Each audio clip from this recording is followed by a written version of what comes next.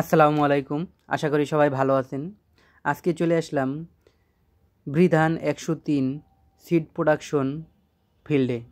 এই ফিল্ড থেকে বীর ধান সংগ্রহ করা হবে।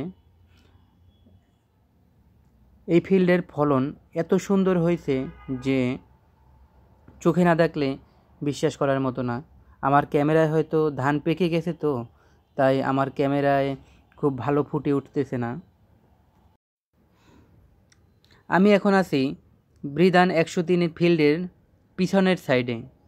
এখানে এই পাশটা ধান কাটতে আর কিছুদিন সময় লাগবে। আর সামনের অংশে যে ধানটা আছে সেটা আজকেই কাটা হচ্ছে। আমি এই পাশে ভিডিও করে পরে সামনের সাইডে যাব। দেখুন, এখনও পুরোপুরি পাকে নাই। সিড প্রোডাকশন করার জন্য আরও ভালো করে পাকতে হবে। আমি সাইড থেকে দেখাচ্ছি, দেখুন, তাহলে বোঝা যাচ্ছে যে ফলন কীরকম, কত ভালো হয়েছে। বৃধান 103 এটি আমন মৌসুমের ফসল।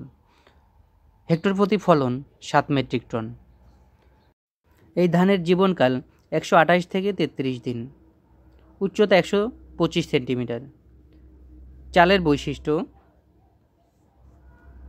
চাল লম্বা, চিকন ও সাদা। বৃধান 103 ভাত খাওয়ার জন্য কিন্তু খুব ভালো একটি ধান। বৃধান 103-এর আমি আগেও কয়েকটা ভিডিও দিছি। এই ফিল্ডে সবথেকে ভালো ফলন হয়েছে বৃধান 103-এর।